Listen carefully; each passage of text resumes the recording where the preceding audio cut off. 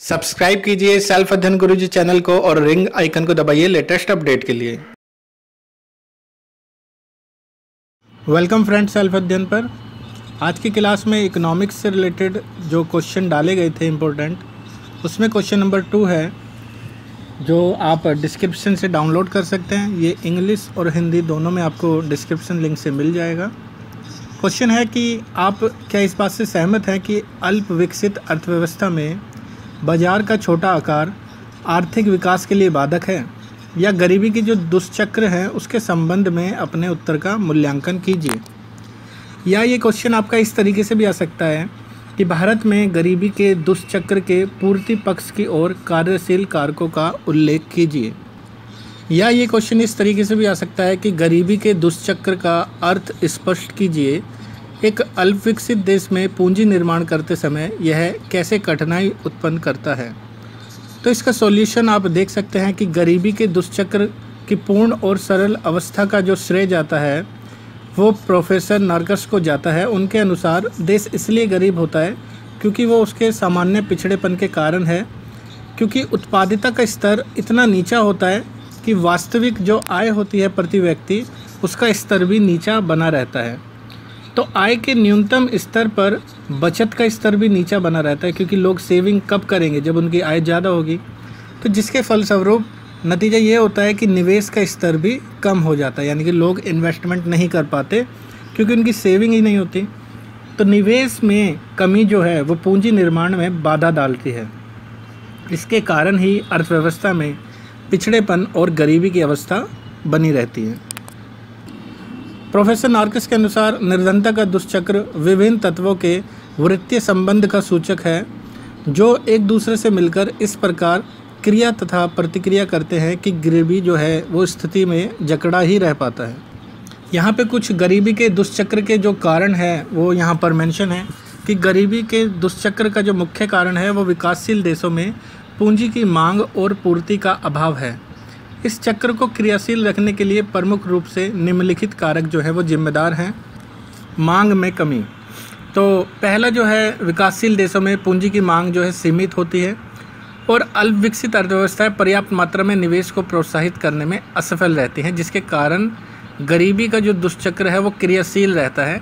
जैसा कि नीचे एक चार्ट है, इसमें आप देख सकते हैं कि आर्थिक पिछड़ापन होने के कारण उत्पादकता में कमी आ रही है, आय कम हो रही है, क्रम शक्ति में भी कमी आ रही है, जिससे निवेश प्रेरणा में कमी हो रही है, निवेश का स्तर भी निम्न रहता है और पूंजी निर्माण में भी कमी होती है। तो चित्र से यह स्पष्ट हो जाता है कि आर्थिक पिछड़ापन अभी अर्थव्यवस्था में है, इसलिए लोगों की क्रय शक्ति कम हो जाती है।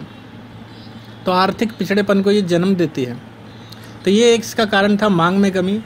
दूसरा कारण है पूंजी में कमी।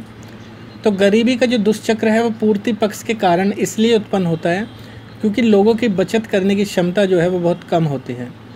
यहाँ भी चार्ट के द्वारा आपको समझाया गया है कि आप किस तरीके से इसको मेंशन करेंगे कि आर्थिक पिछड़ापन होने के कारण उत्पादकता, आय ये दोनों कम है, बचतों में कमी हो रही है, निम्न निवेश का स्तर, और जिससे पूंजी निर्माण में कमी है।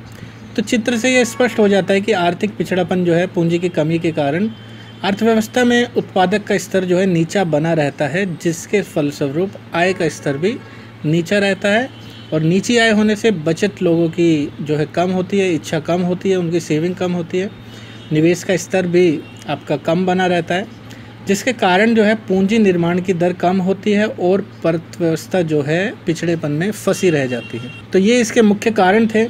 अब इस दुष्चक्र को किस कारणों से, मतलब हम इसे किस तरीके से तोड़ें, उसके कारण क्या क्या हैं। क्योंकि निर्धनता एक अभिशाप है, लेकिन ऐसा नहीं है कि हर देश निर्धनता में ही रहता है। इससे पहले कुछ देश ऐसे भी थे जो विकसित नहीं थे, जैसे कि रूस, अमेरिका। तो ये सब पहले गरीब थे, लेकिन इन्होंने पूंजी निर्माण की दर को बढ़ाकर उन्हें अपनी गरीबी को तोड़ा है।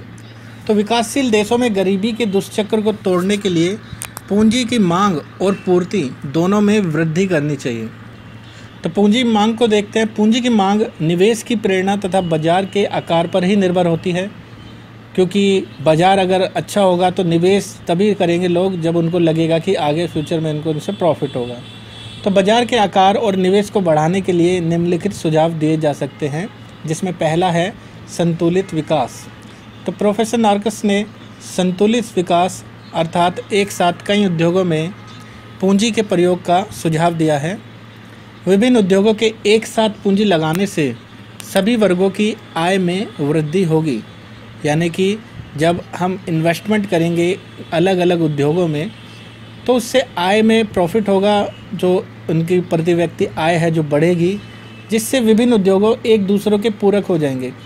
अगर इस इन्वेस्टमेंट में दूसरा एक बिजनेस हम लेते हैं तो दोनों एक दूसरे से रिलेटेड होंगे, जिससे उनको बेनिफिट होगा, प्रति व्यक्ति आय बढ़ेगी, लोगों को रोजगार मिलेगा। यहाँ पे एक उदाहरण दे रखा है कि यदि कपड़ा उद्योग का विकास किया गया और साथ ही साथ निर्माण उद्योग का भी विस्तार किया गया तो कपड़ा उद्योग में उपलब्ध होने वाली आय निर्माण उद्योग को भी बढ़ाएगी तथा निर्माण उद्योग से होने वाली आय कपड़ा उद्योग के उत्पादन के विस्तार के लिए प्रेरणा देगी। तो इस तरीके से ये पहला था संतुलित विकास। दूसरा है इसमें असंतुलित विकास। तो प्रोफेसर जो हमारे हैं हर्समैन, उन्होंने असंतुलित विकास का जो सुझाव दिया था उसमें बोला था कि आर्थिक विकास से पहले आपको अर्थव्यवस्था में संतुलन की स्थिति प्राप्त करनी होगी। इनके फलस्वरूप ही उद्योग अपने आप प्रेरित हो जाएंगे। इस प्रकार बाजार के आकार में वृद्धि होगी और पूंजी की मांग भी बढ़ेगी, तो आर्थिक विकास की दर में भी वृद्धि हो जाएगी। तो ये था असंतुलित विकास, जिसका सजेशन हमें दिया था प्रोफेसर हर्समैन ने। नेक्स्ट है इसमें पूंजी की पूर्ति में वृद्धि। तो गरीबी के दुष्चक्र को तोड़ने में सबसे ये महत्वपूर्ण है पूंजी की पूर्ति में वृद्धि की जाए। इसमें जो सबसे पहला है ऐच्छिक बचतों में प्रोत्साहन। तो गरीबी के दुष्चक्र को तोड़ने में बचत जो है सेविंग, उसका एक महत्वपूर्ण योगदान होता है। जब तक लोग अपने आप से ऐच्छिक बचतों को प्रोत्साहित करने के लिए, जैसे व्यापारिक बैंकों में पैसा जमा करना, विकास वगैरह, इस तरीके से ही संभव हो पाएगा जब ब्याज दरों में अधिक से अधिक लोगों को लाभ होगा। तो आकर्षक ब्याज दरों का निर्धारक से ही ऐच्छिक बचतों को प्रोत्साहित किया जा सकता है। दूसरा, कर तथा अनिवार्य ऋण। क्योंकि देश अल्प विकसित है तो आय का स्तर लोगों का कम होता है और लोग बचत के लिए तैयार नहीं होते, इसलिए सरकार जो है कर के द्वारा लोगों से आय इकट्ठा करे तथा ऐसी व्यवस्था करे जिससे लोग सरकार को अनिवार्य रूप से ऋण देने के लिए बाध्य हों। लेकिन अल्प विकसित देशों में प्रति व्यक्ति आय इतनी कम होती है कि यदि उन पर ये भार डाला जाता है बचतों का, तो उनके कार्य और बचत करने की क्षमता भी बिल्कुल कम हो जाती है। नेक्स्ट है इसमें उपभोग व्यय में कमी। प्रोफेसर नार्कस का विचार यह है कि अल्प विकसित अर्थव्यवस्था में प्रदर्शन कार्य प्रभाव की तीव्रता इतनी ज़्यादा होगी कि वे विलासिता वस्तुओं के निर्माण और उपभोग पर अधिक धन व्यय करते हैं, जैसे गाड़ी वगैरह, लग्जरी आइटम खरीदना, जिसके कारण लोगों की बचत जो है उनकी क्षमता में कमी आ जाती है। अतः इस पर नियंत्रण करने के लिए ज़रूरी है कि विलासिता की जो वस्तु हैं, जो लग्जरी आइटम्स हैं, उनके आयात को रोका जाए और देश में इस प्रकार वस्तुओं के उत्पादन को बंद किया जाए। नेक्स्ट है इसमें कीमत वृद्धि तथा अनिवार्य बचतें। तो कीमतों में वृद्धि करके भी उपभोग की मात्रा को नियंत्रित किया जा सकता है। कीमत वृद्धि के कारण लोगों के उपभोग के वास्तविक स्तर में कमी आ जाती है, जिसके कारण जो अनिवार्य बचतें हैं वो उत्पन्न हो जाती हैं। लेकिन कीमतें एक सीमा तक अधिक बढ़ाई जाए तो उसे मौद्रिक अवस्था हो जाएगी, जिससे हमारी अर्थव्यवस्था में छिन भिन की अवस्था हो जाएगी। निवेश का सत्ता कार्य के लिए भी दुरुपयोग हो सकता है तथा भुगतान संबंधी समस्याएं भी खड़ी हो सकती हैं। नेक्स्ट है इसमें प्रच्छन्न बेरोजगारी को दूर करना। प्रच्छन्न रूप से बेरोजगारी व्यक्ति रोजगार में होते हुए भी कुल उत्पाद में किसी प्रकार का योगदान नहीं देती। अतः ऐसे व्यक्तियों को अन्य कार्य में लगा दिया जाए तो राष्ट्र की कुल आय में भी वृद्धि होगी और इसके बड़े हिस्से के बचत और निवेश की ओर भी प्रभाव किया जा सकेगा। नेक्स्ट है विदेशी व्यापार तथा विदेशी विनिमय में कमी। विनिमय में कमी आने के कारण जो है अल्प विकसित देशों में पूंजी निर्माण में वृद्धि होगी, जिससे विदेशी मुद्रा को अर्जित करने की आवश्यकता है। इसलिए इन देशों को अपने आयातों को नियंत्रित करना होगा तथा निर्यातों को इतना बढ़ाना होगा कि ये देश पूंजीगत वस्तुओं का निर्यात करते हैं, तो इस देश में उत्पादकता का जो स्तर है उसमें भी वृद्धि होगी तथा पूंजी के निर्माण के दर में भी वृद्धि होगी। नेक्स्ट है इसमें विदेशी पूंजी का उपभोग। तो गरीबी के जो दुष्चक्र है उसको तोड़ने में विदेशी पूंजी का महत्वपूर्ण योगदान होता है, क्योंकि सामान्यतः रूप से यह देखा गया है कि अल्प विकसित देशों में विकास कार्यों के लिए जितनी पूंजी की आवश्यकता होती है वह देश के घरेलू साधनों से उपलब्ध नहीं हो पाती। इसी कमी को विदेशी पूंजी की सहायता से हम पूरा कर सकते हैं। अतः इस सभी कारणों से यह स्पष्ट हो जाता है कि गरीबी के दुष्चक्र को तोड़ने के लिए दोहरे प्रयत्नों की आवश्यकता होती है। तो मांग पक्ष और पूर्ति पक्ष दोनों पक्ष को एक साथ प्रयास करके इस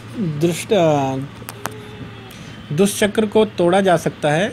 इस प्रक्रिया को हम एक सहायता से देखते हैं। एक डायग्राम नीचे दे रखा है कि पूंजी में वृद्धि कब होगी, जब ऊंची उत्पादकता होगी, लोगों की आय ज़्यादा होगी, वस्तुओं और सेवाओं की अधिक मांग होगी, निवेश अधिक होगा, उत्पादन अधिक होगा और अधिक सेविंग होगी। तो इस प्रकार से पूंजी में वृद्धि होगी।